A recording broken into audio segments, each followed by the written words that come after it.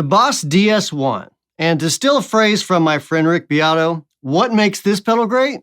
Let's dive in a bit, check it out, talk about some mods, talk about some different things we can do to it, and really just discuss why it is great and why it can be even better. This kind of video may not appeal to everybody. I hope you like it. I'm not going to talk a lot of depth in the electronic realm, but I am going to try to kind of explain some things to you that might be interesting as far as what's going on inside of a guitar pedal. First of all, let's talk about my clean tone. I'm playing this Whitfield guitar. This is a set neck guitar, scale of a Les Paul, and humbuckers, of course, going through the bravado. So basically, it's like a Les Paul combined with a Telecaster shape. I call it my Les Paulicaster.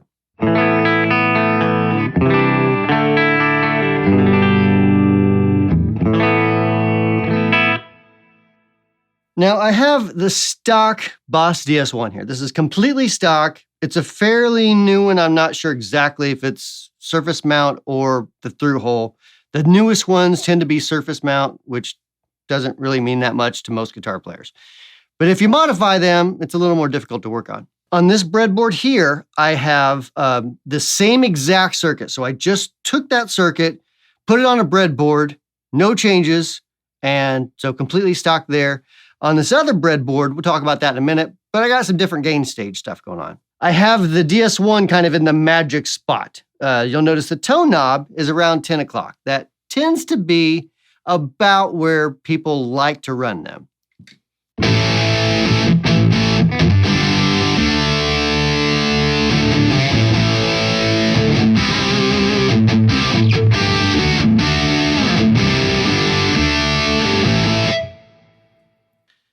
Okay, so that's the stock DS1. Now keep in mind, I'm going to turn on the breadboarded circuit of the DS1.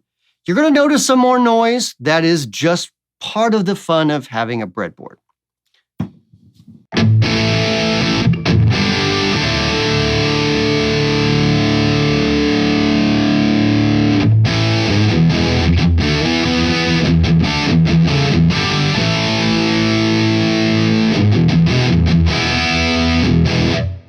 Okay, so what we have here, this is the volume, this is the tone control, this is the gain control, which happens to be dimed right now, all the way up. So circuit-wise, well, I'll talk a little bit more in depth, but basically you're going through like a transistor stage. Well, you're buffering first, then you're going through a transistor stage.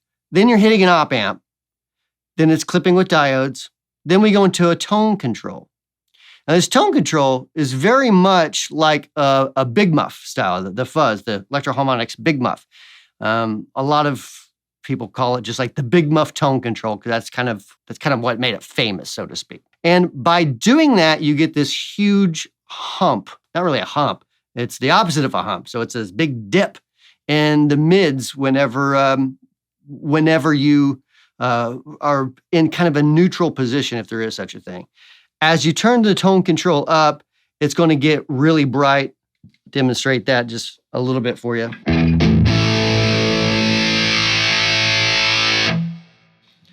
And when it's down, it's kind of the opposite. It's really dark, really bassy.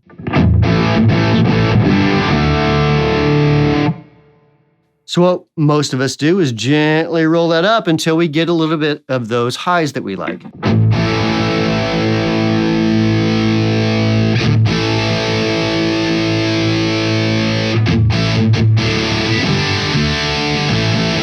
Now, the Boss DS1 was created around 1978, released in about 1978.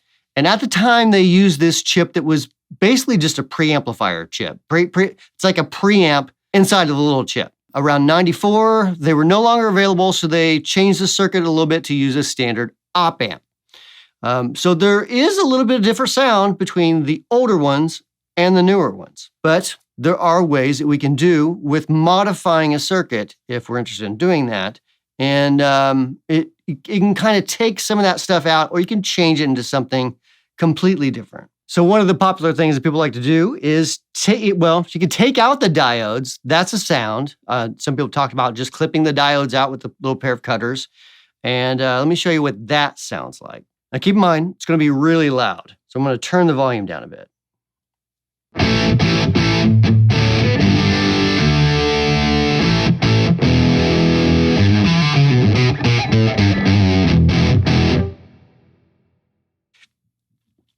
like that much, but it is a sound. And that is something that people like to do. And another thing that a lot of mods will incorporate is changing the clipping diodes to LEDs. So let's try that. Okay, so as you can see, I now have these two gigantic diodes. It's the same LEDs, light emitting diodes. And though they are big, I kind of did that for you so you can see them light up. It's kind of cool. In fact, Robert Keeley did like a Sing I mod where he mounted one of these onto the case. It was really cool.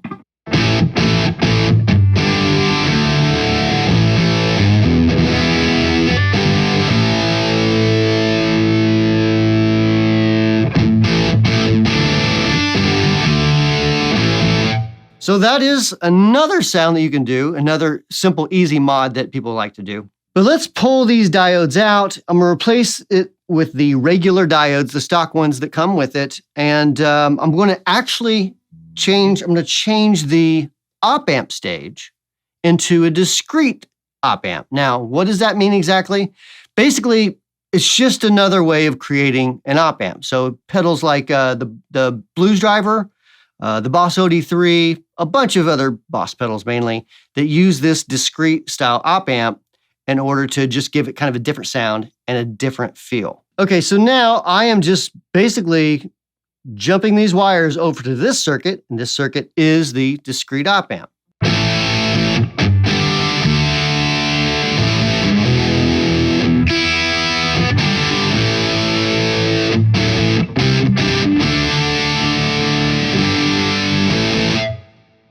So that's with the discrete op amp circuit. Volume-wise, we're still about the same with the clipping diodes. It does feel a little bit different. That doesn't translate very well in a YouTube video, but it does feel a little different. Feels a little more lively to me, actually. There's other things we can do as well, but before we do that, I want to take the gain all the way down, almost all the way down. We need a little bit of resistance there. Take the gain all the way down on the Boss DS1. See kind of what the cleanup difference is.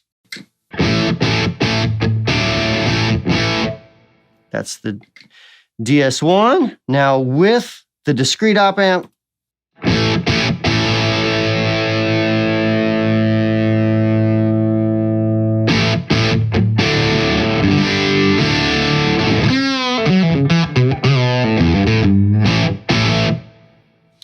So we can get a little bit cleaner, and we could do some stuff around the Boss circuit as well to clean it up if we want. But I do like how that kind of cleans up, and it's got almost like a little fuzzy feel.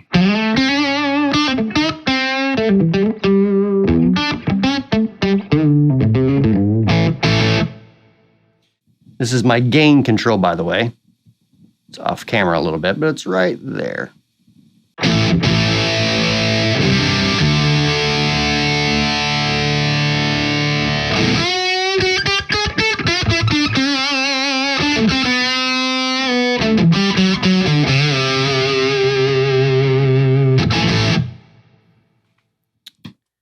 All right, so let's do something yet a little more different. This type of tone control is handy in some situations. I generally would tweak it out if I'm modifying the pedal.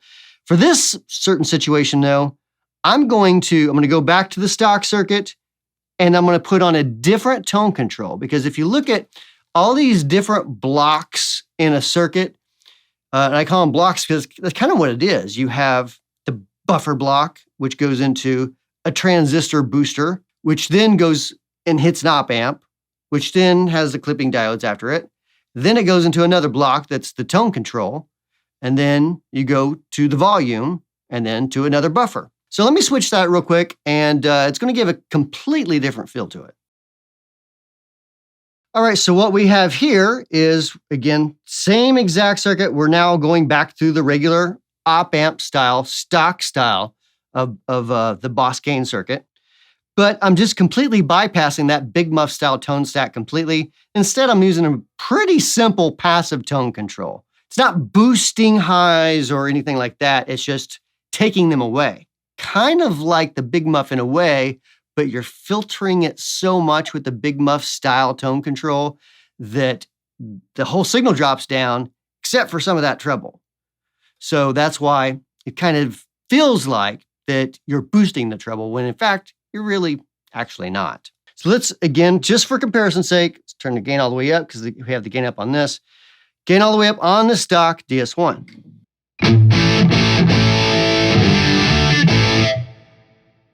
Now through the new tone control.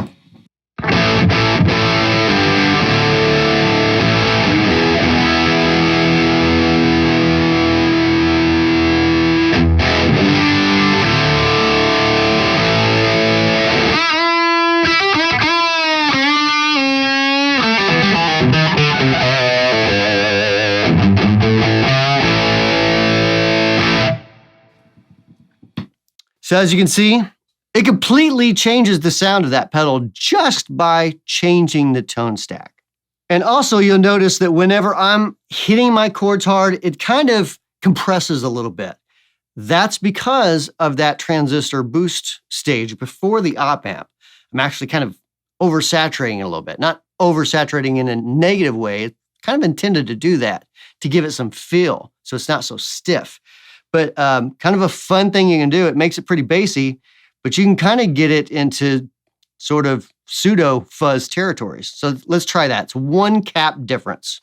So there's my new capacitor, and check this out.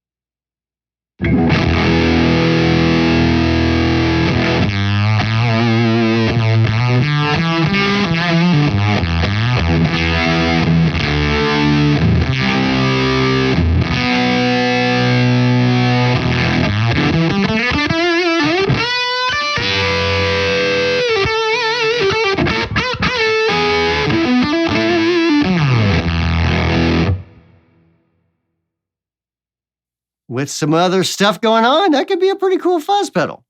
Oddly enough, I guess it's odd, if you change this capacitor, normally it's a 0.047 microfarad, change it to like a 0.033, something like that. The bass doesn't hit it so much, and so therefore, it doesn't quite saturate just as much. So that's a little mod that I'd like to do back in the day as well. Okay, so that's all the stuff going on with the breadboard there. Hope you liked the video. And to answer the question, what makes this pedal great? There's so many things that this circuit you can do with it. That's why I love it personally. As a standalone pedal, it's pretty good. Are there better distortion pedals in my opinion? Yes, there are. But circuit-wise, Boss is one of those pedals, one of those companies that I look at their schematics and it's a lot of times it's genius. They do things that not a lot of other companies do, even still to this day.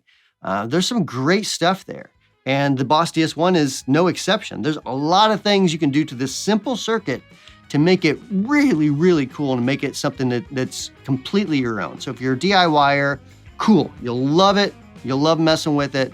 If you're not a DIYer, maybe find someone to do some mods for you if you want. But hope you liked the video and make sure to subscribe and we'll see you next time with a new one.